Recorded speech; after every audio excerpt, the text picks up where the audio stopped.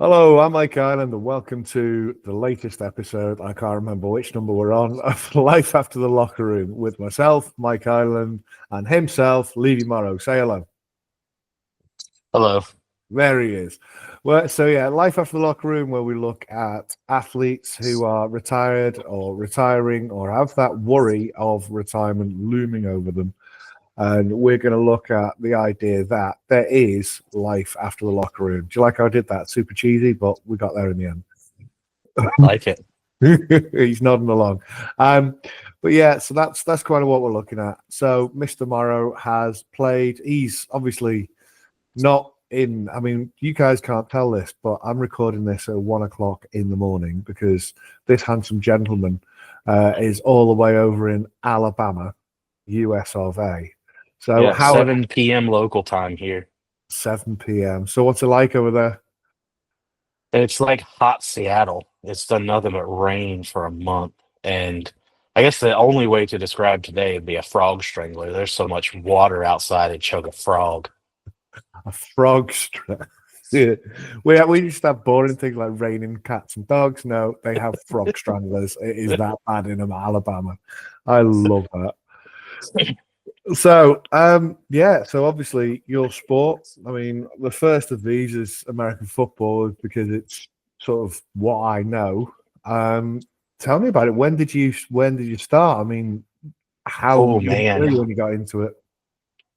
I think when I first started playing, I was 5.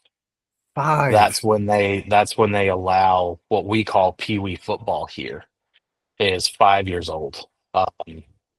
My first football I was given at probably 2 or 3 months old. My Gee. dad gave it to me as a baby, just kind of put it there in my thing and said, "This is what you're gonna do." So Fair enough. just out of curiosity, so that was 2, 3 months old. How old are you now? 40. 40. So I'll 40 be years ago, 41 in a few months. Yeah. geez, so over 40 years ago, your dad went, "This is you," and you went, "All right, apparently this is me." And then you started Yeah. I playing mean, aged 5. football's kind of in my DNA. Like my dad, it's a funny story, missed my birth because my mother went into labor in the stands at a University of Alabama football game. They took her to the Wow. hospital and he showed up an hour after the game ended. So So football's just kind of in my DNA at this point. Imagine if it'd gone into some like overtime or something. I'll be there in a bit, honey. But you know how it goes. So who Yeah. are you playing for, age 5? Is that like a school team or is it your local team? How does it So work? they set up little leagues. So each community will have, you know, I grew up in a town of 20,000 people. And so if you've got 1,000 children, all of them looking to play somewhere, they can't all be high school age or what we call middle school age. So for the younger kids under, say, 12 years old, they set up leagues. You'll have 7, 8 teams and divide the kids up evenly. All the team names are, either having to do with the NFL or they come up with something cutesy or something. Yeah. Um, and then you play until you get to school age, and then you pick it up when you get to school. So my first my first real live action was at 5, So what was that and team name? I don't I don't remember. Oh, I didn't It's know if been you'd like. it's been so long ago. I don't remember. Wow, that's Yeah, something to the dig up. the league. I think the league I even played. I think coincidentally because we were in Maryland at the time. My dad was in the military. We were in Maryland at the time on the Eastern Shore. We might have been Seahawks No, imagine because that. the local schools there were all Seahawks for mascots. So we might have been Seahawks at some Wow. point. That's so. If there's a way to find out, if anyone remembers 35 years ago, Mr. Morrow, if, a little Levy, if you remember him, just remind him what squad he was on. So which high school?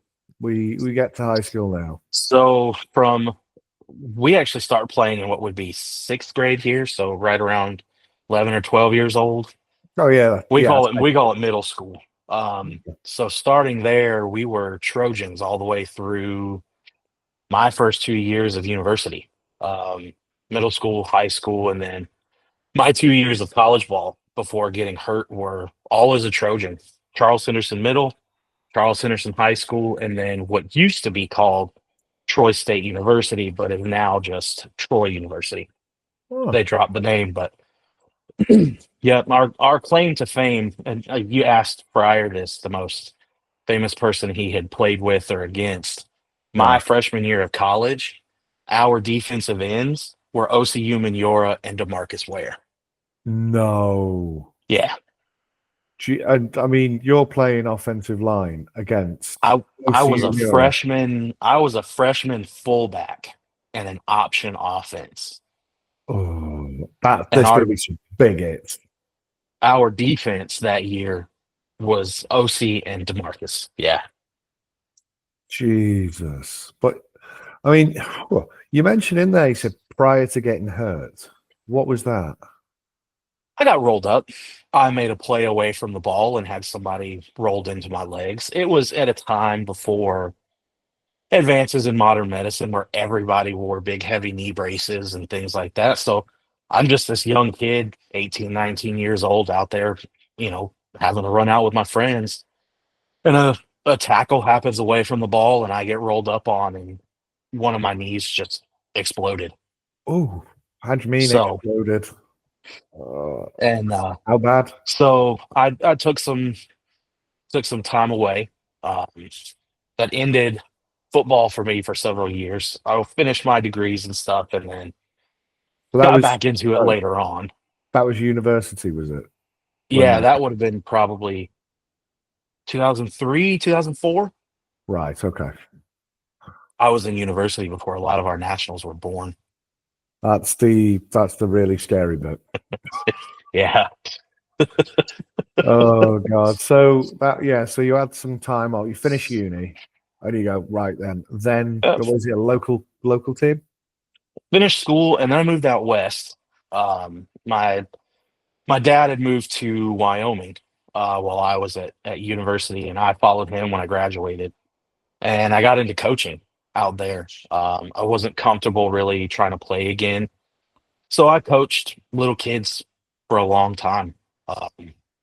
The Pee Wee, I think my age group were 10 to 12 years old, Okay. and I coached kids from 2008 to probably 2013, 2014. How is that sort of? I mean, we'll come on to like the play retirement, like also. How was that early transition? Because you wouldn't have been that old then, 2008. You're in your I've been 20s. 24, 25, yeah. How was that going from playing against the Marcus Ware, OCU Minora, to stopping then to going into coaching? How did that make you feel at that time? I was just happy to be back in it, to be Yeah. honest with you. It was one of those things where I had a lot of time off. Where I lived didn't really have contact football. We played some flag football, but it wasn't anything serious. And then I got presented with the opportunity to coach, and I jumped at it. Um, Okay. the game here is slowly but surely dying. Really? Safety concerns, parents don't want their kids to play. They're making it to where certain things have to be done before kids are allowed to play. Like conditioning exercises for kids and things like that. They have to go through, I want to say, 2 full weeks of conditioning before they're allowed to put pads on. You Wow. have people wearing those big guardian caps now Yeah. on helmets, and so the game has changed a lot. So Yeah. when I got into it, I just wanted to see it keep going. Okay. And Was it already on a decline then when you were in where I 2000? was where I was living, yes, Oh, wow. there weren't a lot of kids that signed up. Their local high school was not very good. But out there, wrestling is the big thing. Really? So a lot of the kids, at least the boys, did wrestling instead of football. All right. Like we're not talking like WWE or WWF. No, no, like Olympic, Greco-Roman style, I didn't that kind know of stuff. that. Yeah. I just thought like if you weren't, it started top down. You have football, If you're not into football, you're into basketball. If you're not into basketball, you're into hockey. If you're not into hockey, you're into baseball. And that's it. I didn't think there was a big, thing for anything else.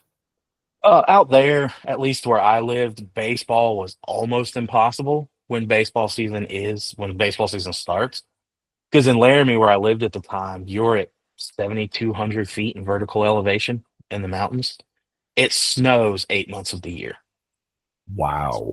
So baseball just doesn't really happen. Softball doesn't really happen. Inside sports. So Right. wrestling's a big thing. They even have alpine skiing. It's wild. Jeez. I wouldn't go into But that. yeah, but I coached. People didn't really like me. Uh, you know, I showed up, took a ragtag bunch of 10-year-olds, and we ran the wishbone for 5 years. Wishbone. And they Classic. couldn't stop it. Couldn't stop it because everybody runs the spread. Everybody wants to throw the ball.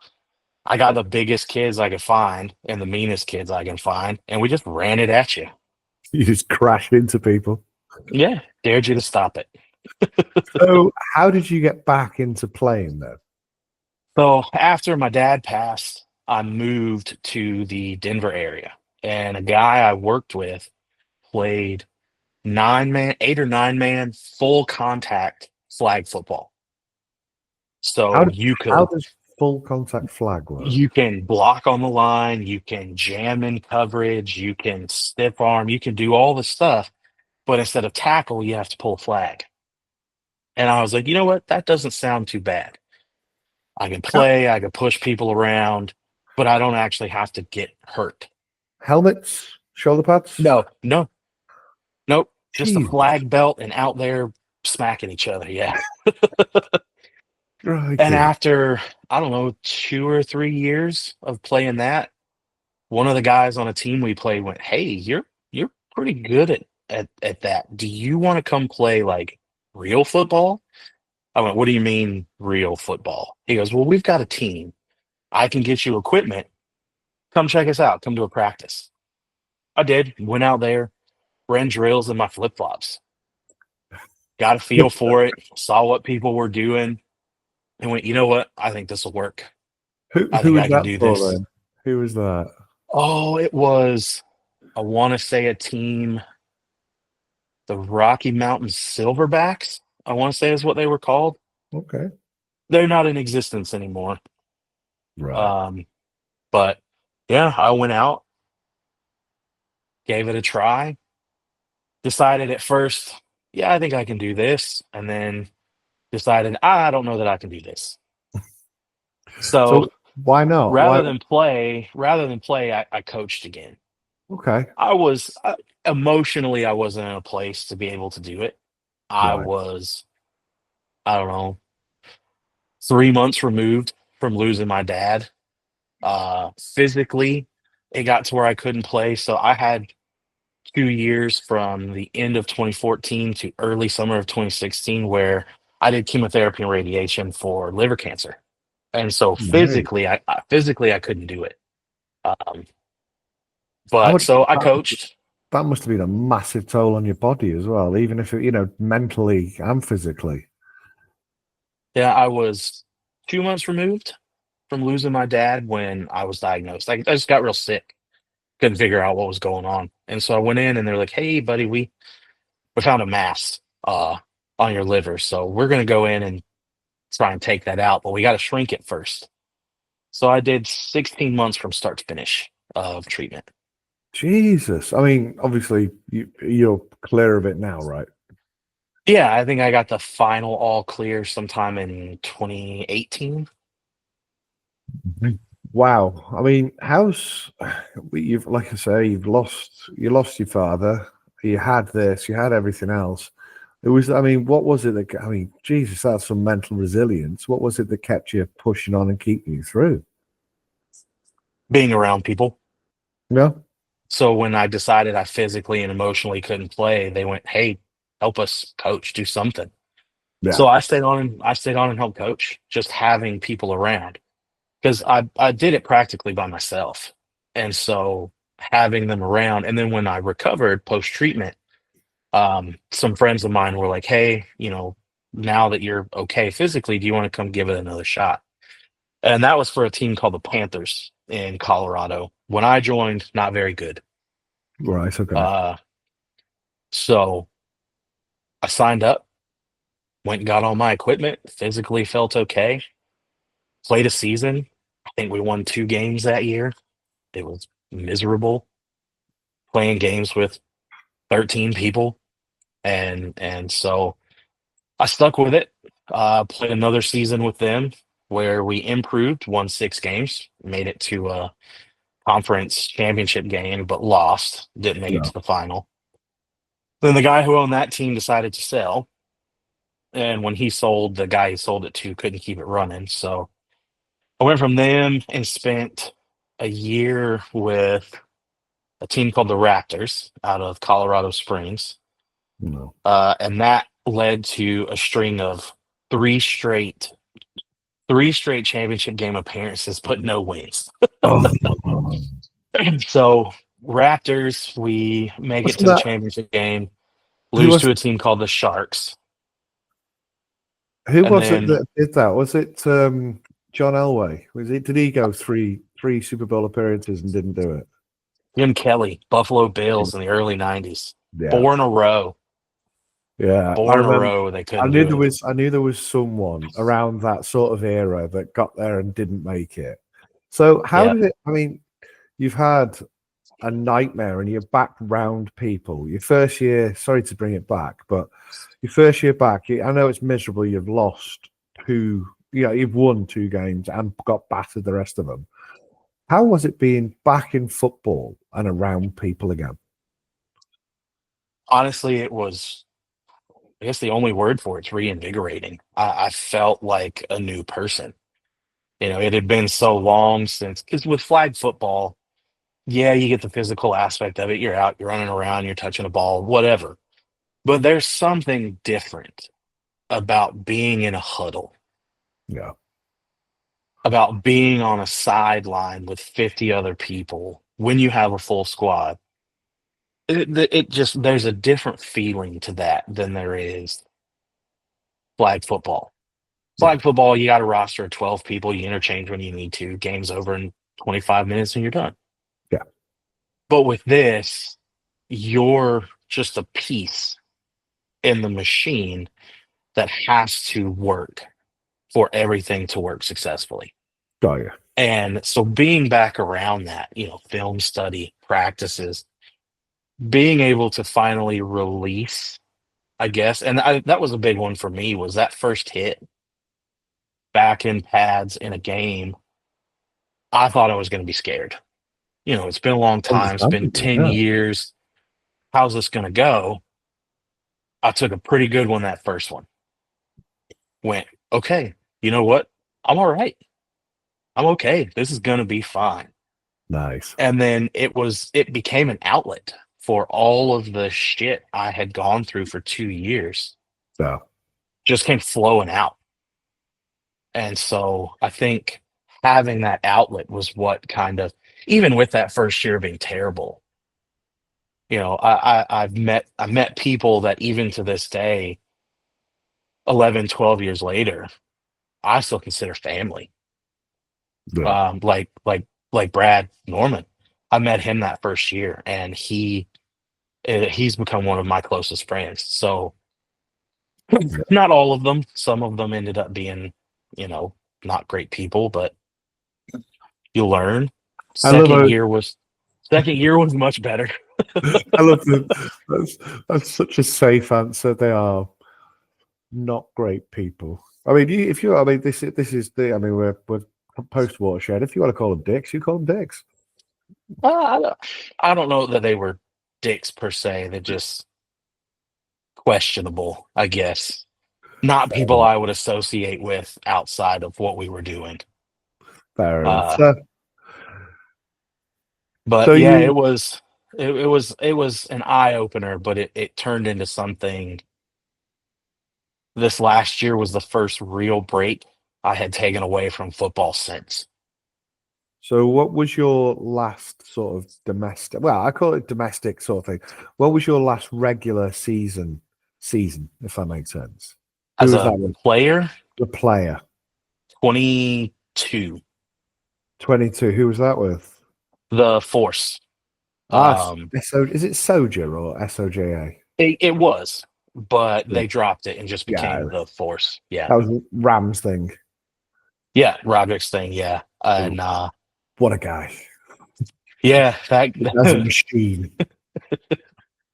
yeah, I owe him for finally getting me over the hump because three championship games with no win. Two of those 3 years were with one team, one with another. I got close. We lost the championship game on a blocked extra point return for 2 points. Like we were that close. Oh And God! then Roderick and some of the other guys recruited me and said, "Hey, just come over, see how you like it. Just give it a try." And probably the most talented bunch of guys I played with. Yeah, I mean, we made road trips, 7 hours one way with 18 people and won a game by 30. Well, I mean, that's it talented, most talented bunch of guys I've ever played with. see. This is the bit that I mean, and I kind of have a bit of a grasp on it, but I know in especially Britain, any Brits watching, I assume that there's like American football teams because we've got obviously American football teams, amateur league over here in Britball. We've got pretty much every big city has an American football team. So we assume that every town, every village in the States has got its own football team.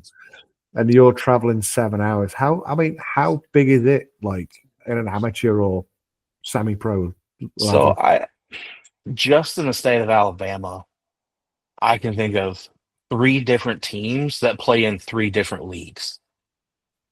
Oh, wow. And those leagues are made up of teams from all over the South. So Georgia, the Carolinas, Florida, Alabama, Mississippi, Tennessee, Louisiana. Um, I don't know if I said the Carolinas, but the Carolinas, they all kind of get involved. And each region will have several leagues. They all formed because somebody didn't like something another league was doing. I'll go start my own league with blackjack and hookers, and then you just have your own. You have your own league, and if you can convince teams to come play, then you set up and have a go.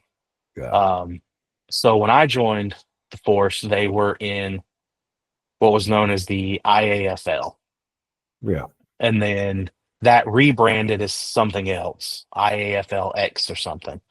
We won both iterations of that league. Just saying. Um, Just saying. we've won the NDFL, and then they've also played in what's called the EAFL, which is mostly Florida teams. But there's a handful of folks from Georgia, a couple teams from Alabama that play in it. I believe a team from Alabama is actually playing in their final in the next Oh. weekend or so. Yeah, Oh, well, fair play. So 2022 rolls around. It's your final year. Did you know at the start of that year that that was your final year? I didn't. What, Um, I mean, did it just go into it like any other year and just carry on? Or what was it yeah, that, it like, it started the year before was really bad. I got convinced to play on a newly formed team. A lot of empty promises. Yeah, we got these uniforms. Things are going to be great, and we got all these guys who are going to come play. Nobody showed up. Team didn't finish the season. The season who, ended who was 3 that? hours from home. They were called the Chargers. They're Okay. much better now. They've reformed and they're much better. Okay. Management kind of shaped up and they're doing much better. Um, but at that point, it wasn't great. First year, uniforms were practically homemade. Season ended 3 hours from home, sitting in a locker room where one of our guys was almost killed on the field. Everybody else just left. We're not going to do this anymore. We're out. And Wow. so there was me sat in the locker room by myself with my pads on, going, is this it? Am I done now? This was 2021, and I'm just sat there going, maybe this is it. Maybe this was a sign that it's just time to be done. So I talked to my wife and I said, I think I might be done. This just wasn't fun. Because at the end of the day, football's a game. We're playing a child's game. Football should be fun. If you're Yep. not having fun, then don't play. Yeah, find because something. it's great to be competitive. It's great to win, but you got to have fun. And at that point, football was not fun. So I took several months off. I fielded calls from some teams. Hey, we need some offensive line help. You want to come play? No, no, I think I'm okay. No, I'm okay. And then Ram reached out and said, hey, come to a workout. Just at least see how we do things. See that we're different. And just try. So I go, try out a couple of practices, get involved. And I went, you know what? Yeah, I think this will be fine. Team culture at that point was really good. There are a Nice. couple of really vocal leaders on both sides of the ball. Um, and it didn't matter who was there, who wasn't there. Everybody knew their job. Everybody knew what to do. Everybody had an understanding of the offense and defense. So if you weren't there, it didn't matter. We could still win. Fair. I And like and we did. We won 2 games with 14 or 15 people that showed up. Jesus. Proper prime Yeah. athletes. Yeah. Gee. And So so we go undefeated in the season, get to the championship game and win. And that's kind of when I knew. Because what I had was been it? it was finally winning. Finally having the championship. Because I'd chased it for a decade. And playing 3 championship games in a row, not winning, and then we moved home in the COVID. Like we moved from Colorado to Alabama in the COVID year of 2020, so there was no football. 2021 was terrible, so we win, and I'm sat there on the field holding the trophy, and after probably about a half hour, I get up, I get in the truck, and we make the drive home from Atlanta to where we were living at the time. It's about 3 hours. About halfway home, I went, yeah, I think I'm good now. I think I can walk away from playing. You And laid to rest some demons. yeah, it's like, the goal has always been this. No. And now I have this. I've been selected as an all-star. I've played in championship games. I have this now. What else do I have left to prove? There's literally nothing else for me to go out and physically prove on a football field. So I think I'm okay. I think I'm good. Yeah. Sold my equipment off Wow. Wow. and moved to Cornwall for a Yeah. summer. Yeah. Hi. I remember And yeah, that. in 2022, and it was while I was in or was that after?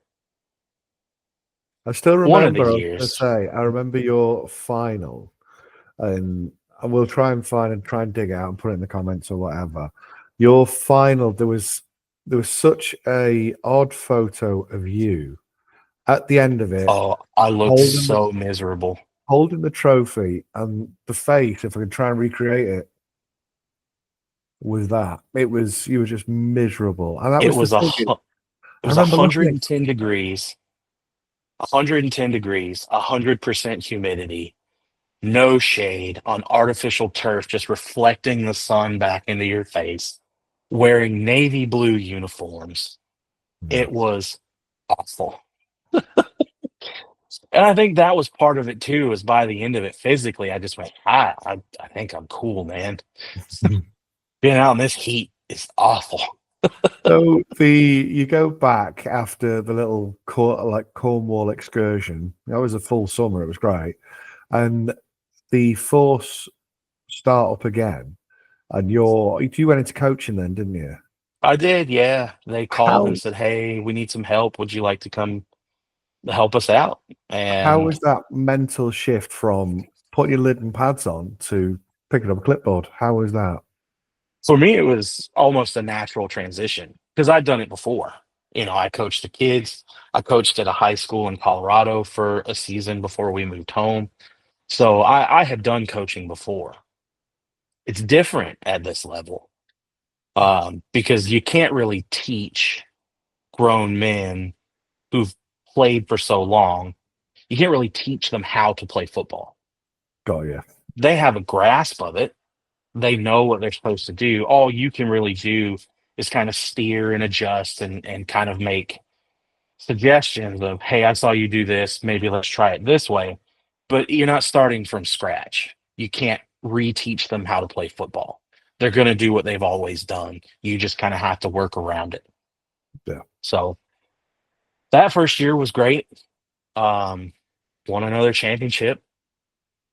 So I've got one as a player and as a coach. That's pretty At the end cool. of that season, I did another summer in Cornwall. And in the middle of all that, picked up playing with Sealand. Hello. Dublin in, was it 22, February of 22? Yeah. And Don't. It frightens me. so I don't physically have to go out and kill myself for, 10 months a year anymore. I get twice a year that I get to go out and mash people around and then go on about my day. Yeah. Um, How was it again? I mean, it's like being a stop, start sort of, in terms of playing. How was it then going out to Ireland and putting the kit back on and running out onto the field again and getting involved? so I was still playing when we did Dublin. That was Yeah, in that transition period of the really that's bad right. season that 22. didn't finish and that first season with the Force. So I was still going. Um, and then what was it? Causeway I missed Yeah. after tearing a ligament in my knee and missed, I want to say 18 months. That's why I got into the coaching with the Force. I hurt myself in the fall of 22 and physically couldn't play. I had torn two ligaments in my knee during a fall where I was working and couldn't play. My Would you have plan in 23 was to play, but couldn't because I had gotten hurt. So I coached instead. would you still wanted to play? Or you say after the win, you red hot, you've got the thing, you're looking grumpy. Did you want to play but you couldn't? Yes, because I got talked back into it. It's my therapist has likened it almost to an addiction. You Yeah. do it for so long, then you step away and you start getting little hints about, hey, it's time. You see people posting on social media, season's kicking up, come check us out. And it's like, oh man, that could be me. I should be out there. I think I'm going to go out there. Yeah. And then I get hurt and it's, well, I can't go out there. So how do I stay involved while I'm on crutches, doing physical therapy and doing all that stuff? So it was, well, why don't you come help coach? Okay, yeah, sure. I don't know at this point that I would, and don't get me wrong, some of them are going to see this, and I don't want them to take this the wrong way. Mhm. I loved all of my years with the Force. The last couple of them were tough. I don't know how it is in the UK, but here there's a problem with ego. It's ego. It's Ego is everywhere. it's grown men who don't want to take direction from another grown man. They think they know better, even if they don't necessarily know better. There were ego problems, attitude problems, attendance problems. So that's why I took this year off. I finished last year probably to my own detriment. Um, it was so bad at one point it started to affect my mental health. So I took a year off. Constantly having to run guys down. Are you going to be at game? Are you going to be at the practice? Do you have your uniform? Have you paid your fees? Have you? It's too much. These are And grown men, grown men, and yeah, they're like kids. you're at a game, an important game, and it's like, well, the other team is on the field for warm-ups. They have 40 people, and we're standing there with 12 warming up, going, I know this isn't all of them. I know they're going to show up. The question is when, and what state will they be in when they show up? Ugh. Guys showing up at halftime half pissed, guys showing up start of the fourth quarter, expecting to get on the field. It reached a point, and the force is done now. I think Roderick's kind of put that to bed, but I'm sure he would attest to it as well. It's very frustrating having to deal with that every week for 4 or 5 months. Would you have been, and this is kind of a little bit of a curious question, really, would you have been as pissed off with that if you were playing rather than trying to corral these cats? As a player, not as bad because I've dealt with it before as a player. Showing up, somewhere between 14 and 20 guys, you just do what you can. There's nothing you can do about it as a player. Because as a player, you just go out and play. That's your role. That's your job. You just go play football. Yeah. But from the other side of it, now you're responsible for all of this, even when you probably shouldn't be. Yeah. As someone who's just assisting and helping coach, I shouldn't be responsible with making sure 40 grown men can get into one place at the same time, or Yeah. making sure that these same grown men show up sober or pay their team fees so that uniforms can be purchased and fields can be secured and officials can be paid. And at the end of the season, in a playoff game, the decision to fully walk away from what we call semi-pro in a playoff game, 4 hours from home, a fight starts on the field. One of my players is getting ready to run out onto the field. And I say something to try and stop him. And he turns around and threatens to knock me out. And it was at that moment, with 10 minutes left on the clock, I went, I'm done. I'm out. I'll see this season through. We ended up losing the next week in a semifinal game. And that's when I kind of closed the door on it and said, you know what, I think I'm done at this level. So that's coaching done as well now. At least for what we call the semi-pro world. Yeah. I have been approached and actually coincidentally spoke to them tonight. There is a league that has popped up here in the States called the IFA, the Okay. International Football Alliance or something. I love They all are these, by the they're way. considered professional. There's a team out of Mexico, I believe, is involved. A couple of teams in the US that are involved, and they've approached me asking if I'd be willing to help. Our Okay. offensive coordinator needs some assistance. He needs another set of eyes up in the booth to kind of spot and watch and help recommendations. So, would you be willing to come help? Sure. Oh, nice. So Um, you've got so something. it's not amateur semi-pro football anymore, where I have to worry about all of the extra. This is just X's and O's. They've got people that deals with everything else, Right. support staff and management and all of that. This is just X's and O's. So after talking about it with Kelly and getting her blessing, I think I'll do that for a while and see what happens from there, I guess. She's a good egg, your missus. That woman's a saint. So talk to me now. I mean, you're playing, you're doing bits in Sealand now. We're still playing, we're still with the Masters. Where are you up to with your playing career, like with that sort of side of things now? The tour in November is my last. I mean, I didn't want to be the one that said it, and I know you've told me that, but I physically can't do it anymore. I'm really sorry. mate, it's all right. Don't worry about it. I've been having some issues with my knees. Couldn't get the pain sorted out. Went and saw an orthopedic specialist, and they did X-rays and scans. And the doctor looked at me and said, you've got about 12 months of regular usage in your right knee before the joint collapses.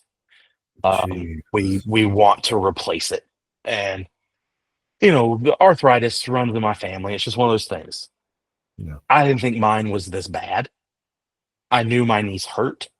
I knew recovery after games took longer than it used to, but I was not expecting to sit in that doctor's office and have that man look me in my face and say, I don't think you should do this anymore. And you know, to go back to what Ian said in the first episode of retire before the game retires you, I think I pushed it too far. And rather than ending it on my terms, I've had the game taken away from me. Do you? I mean, it's a savage point to ask. Do you regret your football career if this is what it's done to your knees? Absolutely not. Absolutely not. I don't. There might be moments in my career that I regret. You know, an unkind word, shit talk that probably shouldn't have gone where it did, or a fight that happened, or any number of things that can happen over the course of almost 40 years. I don't regret any. I don't regret playing at all. Um, I used to tell Kelly, "I'll die out there if that's what it comes to." I have loved very few things in my lifetime, and has been the biggest. I don't think I've ever loved anything more than the game of football.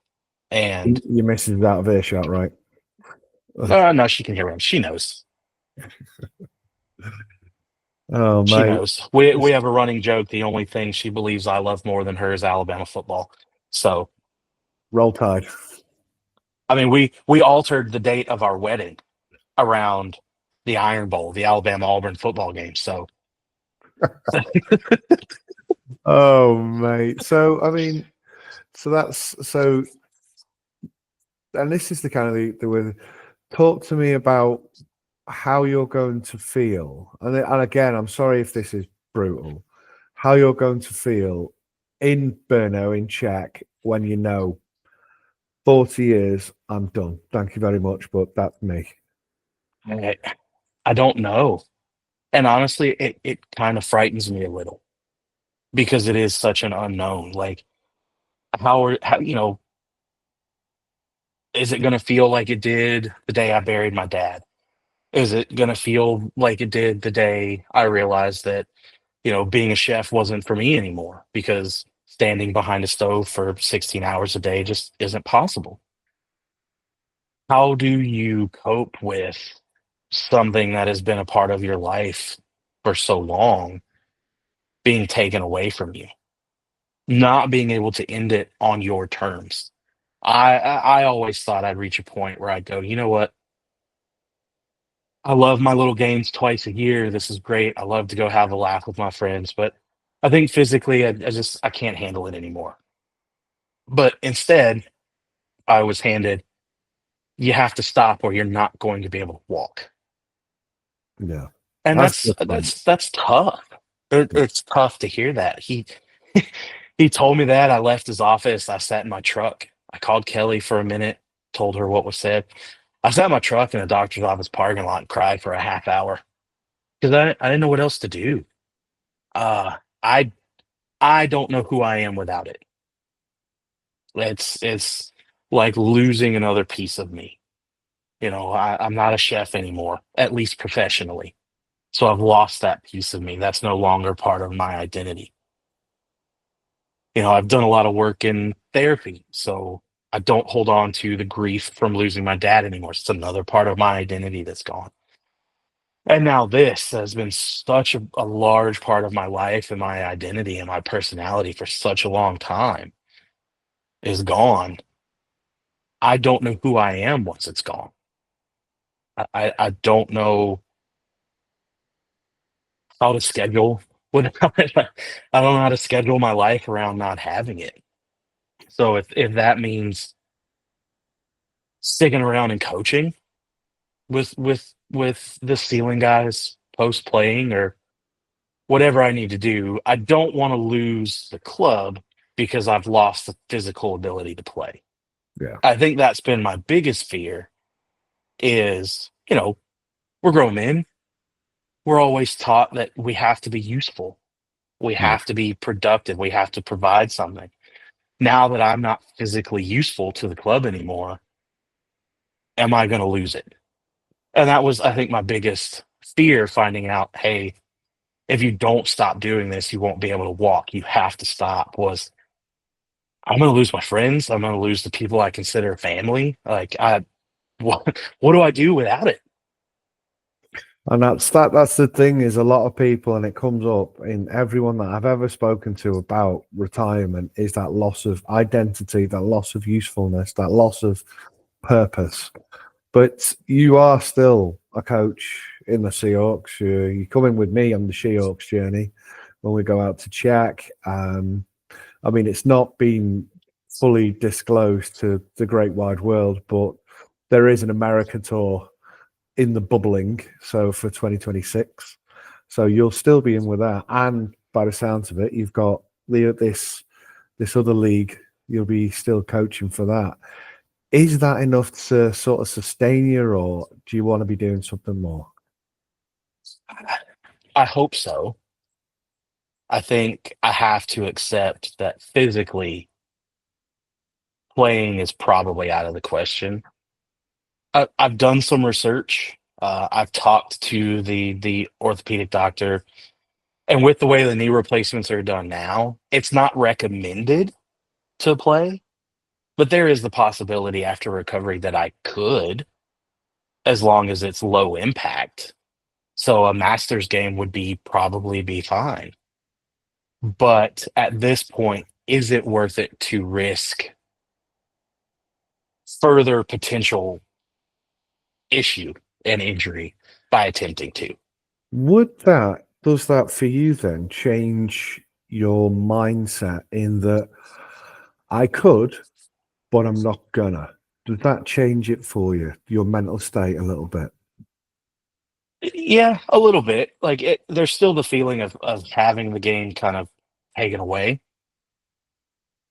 but being given the option of, potentially you could go back and being able to say, "Hey, I could go back if I wanted to, but maybe it's not the safest."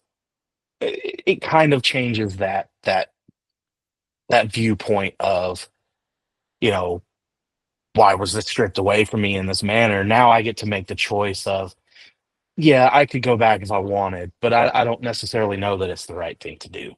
No. But like I say, I didn't know if that would mentally shift it for you. So after, I mean, we do the America tour next year with undisclosed location. We're not allowed to say where it is and that. Do you still think, I mean, you'll be forever coaching?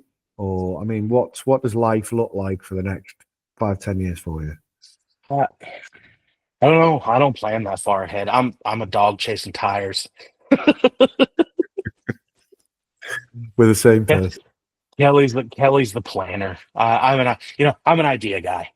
I come up with ideas and then I get them out into the ether and then plans materialize. I'm an idea guy. I don't think further than a year or two, honestly. Um, I think with the years of football, the potential for conditions like CTE later in life, I try and live more a year at a time rather than 5, 10 years at a time and getting excited for something that potentially could happen and then being disappointed when it doesn't. Like, So I would like to. I would like to end up the way, my great uncles did before me and 60, 70 years old, coaching high school or little league ball in the community. But you never know. You never know what's going to happen. I could end up as a head coach somewhere in the Brit ball community. you could come and move this side. You've got all the There's knowledge some for it. some things in the works that could potentially make that possible. So Nice. Well, yeah. fingers crossed. I mean, the other thing I was going to say is obviously you've done a lot of work over the years in therapy. How has that helped you through the highs, the lows, and the everything in betweens? I mean, there's a lot of lads that still have got this stigma over counselor. I go to a counselor. How has it helped you? To be honest with you, I don't think I would be here having this conversation with you if it weren't for it. The last year was really hard. And, obviously, everything that's gone on. I won't go into it, but without it, I don't think I would still be here. Um, and if you have any sort of hesitancy get over yourself and go. Because we can't, it's not healthy to compartmentalize, to swallow those things down and then to have them explode. Yeah. Because that's what happens. We stuff it down, we stuff it down, we stuff it down until there's no more room for anything else. And then all just comes exploding out of us, Yeah. whether it be directed at ourselves, directed at other people. It's just it's not healthy. It's not a good way to live.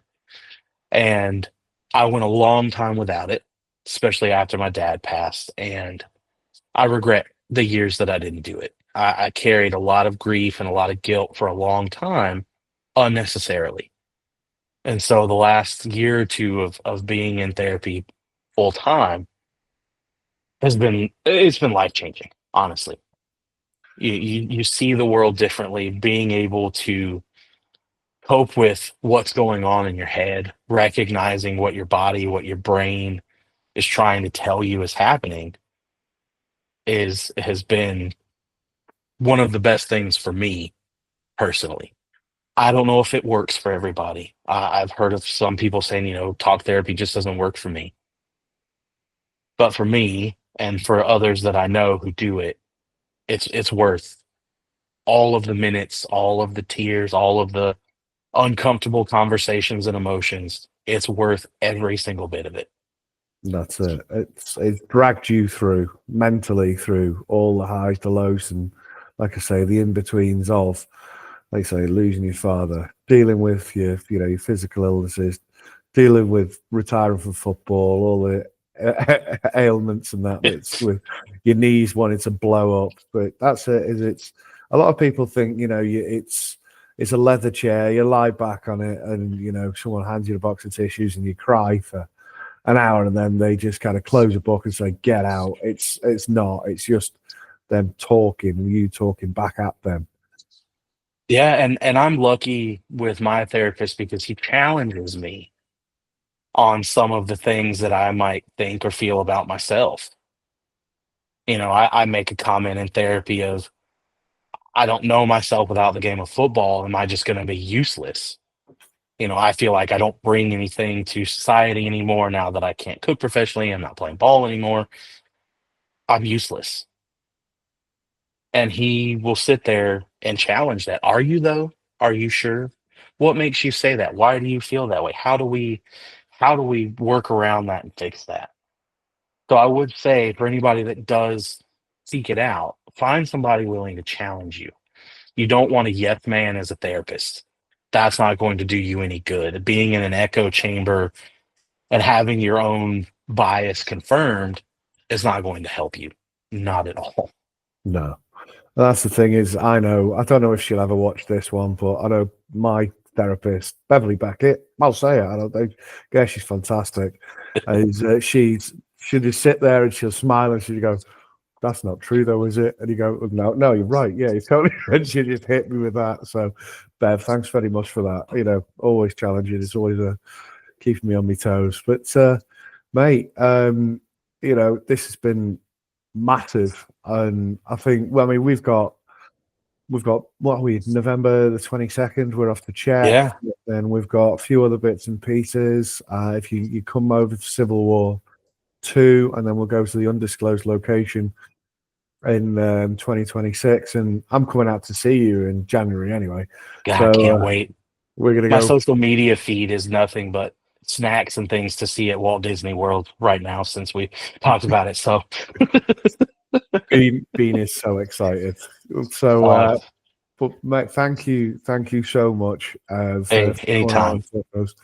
And this is it, folks. Is that the reason we have these frank discussions is so that you can realize if whatever you're going through, there's probably tens of thousands of guys going through exactly the same thing, and it's nothing to be ashamed of. And that's it. Is we're all there. We're all working through it. Find counsel if that's going to help you. If you need anything, if you're in the UK, the Samaritans are always there to help. And the thing is the Seal and Seahawk, part of our clause is if you reach out to us, we will help you. If you Yep. send Seal and Seahawk a pineapple, we know what that means. That means help. because you haven't got the words to say pineapple. So reach out. And if you're struggling, don't hold, like as Levy says there, don't hold on to it. Don't compartmentalize it. Don't just speak to someone and help it out. And anything from yourself, Levy? Any kind of final words? Dinosaurs aren't real. Scientists are lying to us. I love that as a final word. Well, there we go. Mr. Morrow, Levy, you've been fantastic. Thank you ever so much, mate. This has been Life After the Locker Room on Mike Island. Big loves. Love you, bye. Bye.